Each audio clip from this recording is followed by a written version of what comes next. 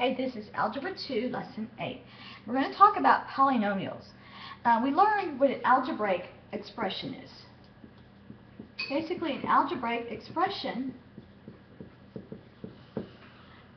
are just simple kinds of words used to describe, convenient ways to describe numbers. For instance, an algebraic expression is going to have a coefficient, which is any real number, and a variable that have whole number exponents. 3x squared, 2x, negative 4, 1/2. That is an algebraic expression.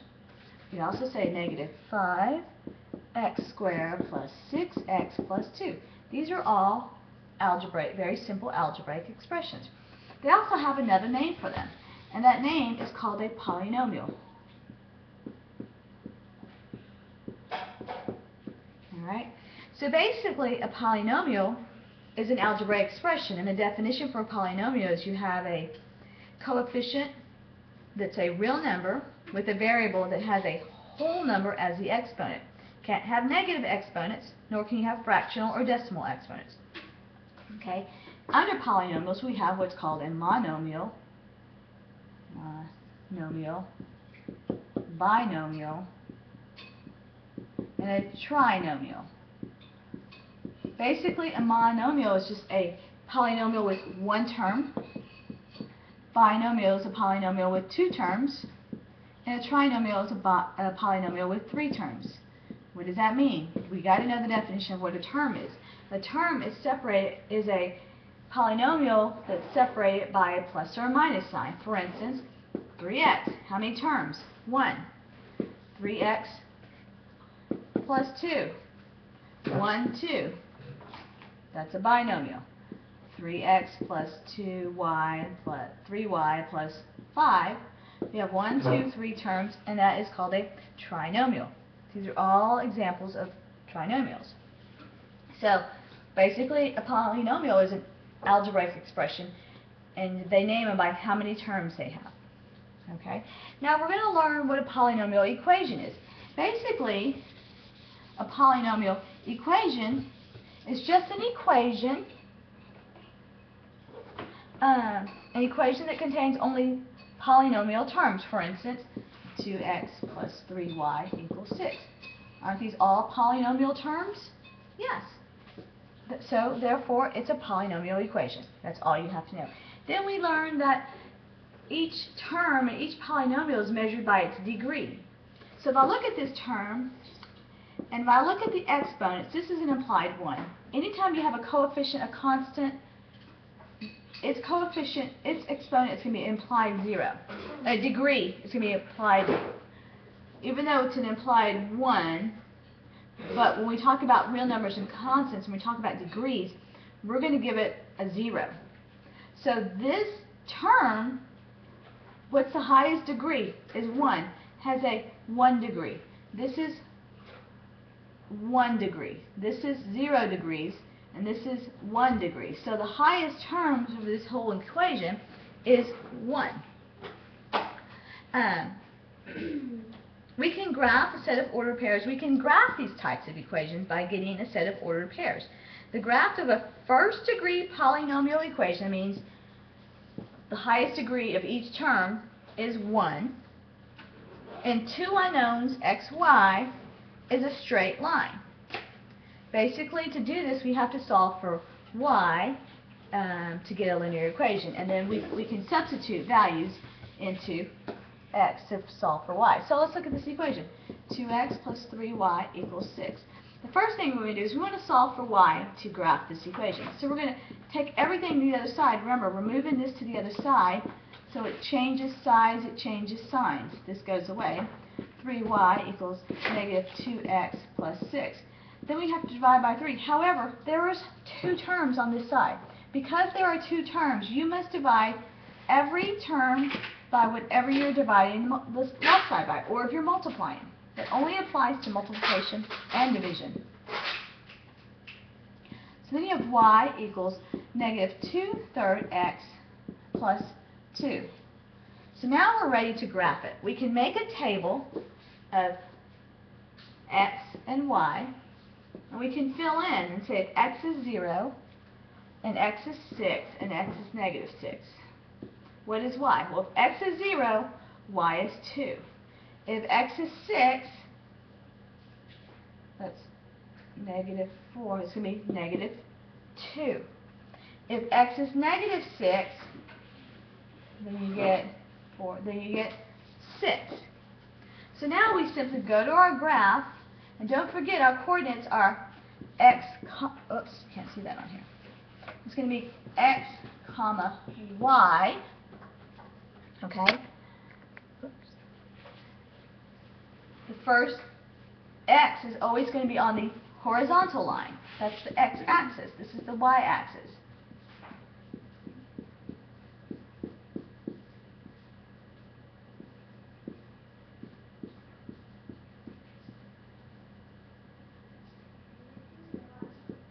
Okay, so 0, 2 would be, right, x, y. So I'm going to go 0 on the x-axis, go up to 2. Then I'm going to go 1, 2, 3, 4, 5, 6, down 2, 1, 2. Then I'm going to go over 6, 1, 2, 3, 4, 5, 6. And then I'm going to go up 6, 1, 2, 3, 4, 5, 6, which is about right here. Then I simply connect the two dots, and that's how you graph an equation. You first solve for y, and then you make a table. That's fine and dandy when you have small, easy numbers, but what's a faster way of doing it? And the book doesn't give you the formula, but we're going to give you the formula. They tell you what it's called. It's called the intercept-slope method. It's called the slope-intercept form, which is y equals mx plus b. You need to write this down, where m is the slope and b is the y-intercept. What does y-intercept mean? Okay, here's my y-axis. Y-intercept is where does it intersect or intercept? Where does it cross the y-axis? This coordinate. If you notice, wherever it crosses, no matter which way it's going, the coordinates are going to be always x, y. Yes? What's the x-coordinate? The x-coordinate's always going to be 0. It's the y that's going to change. And I'm just making up numbers. This could be negative 2, this could be negative 4, this could be positive 2. This coordinate, you've got to know how to do coordinates. The x-axis is 0, and the y, so this coordinate is 0, 2. This would be 0, negative 2, and 0, negative 4. So basically, what do we know about the y-intercept? It's when x is 0, what is y? That's the other way of looking at that. So this is called the y-intercept form. Once we have this form, then it's simple. So let's look at an example of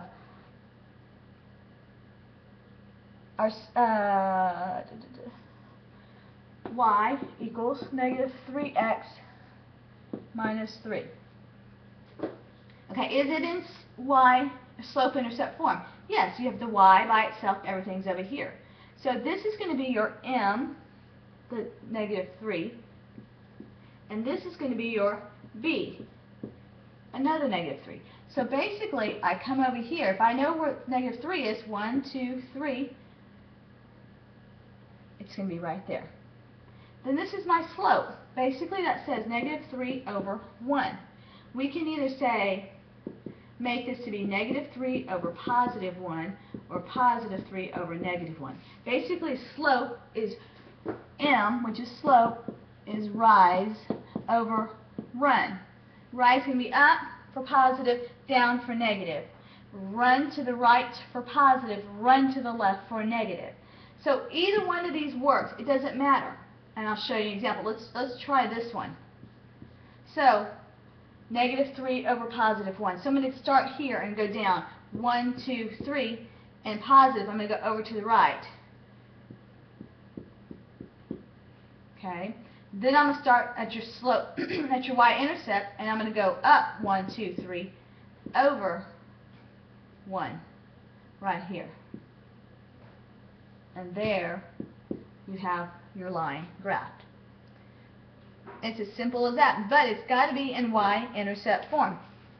So let's look at another example. Let's look at practice problem. It says use the intercept slope method to graph the equation. And this is the practice right before your problem set. So you have 3x plus 4y equals 12. Well, it has to be in slope-intercept form. So we're going to solve for y, or isolate y by itself. So I have to get everything to the left. My rules say parentheses first, add like terms, there's no like terms, eliminate the variable from one side or the other. Well, we're solving for this one, even though we have two variables. So we want to get all the variables over here except for that. So I'm going to minus 3x, 4y equals negative 3x plus 12. Divide both sides by 4. Y equals negative 3/4 x plus 3. So do I have a slope? Yes. It's negative 3 over 4. Do I have a b, which is the y-intercept? Yes, it's positive 3. So now I can graph this equation. Oops, I'm going to go right here on the side.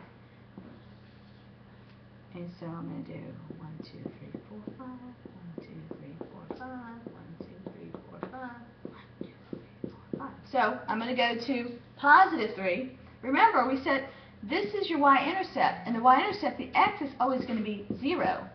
So it's 0, 3. That's how I can just go straight to the positive 3 on the y-axis. So it's right here. See that? Okay, then my slope, negative 3 over 4. So I'm going to, it's rise over run. So I'm going to go down 1, 2, 1, 2, 3, and I'm going to run 4. 1, 2, 3, 4, because it's positive. Now I'm going to go here and do the opposite. Go up 3, 1, 2, 3, and then go to the left 4. 1, 2, 3, 4. Okay? And then I simply, that is how you graph the equation. Alright? And that is it for graphing the equation.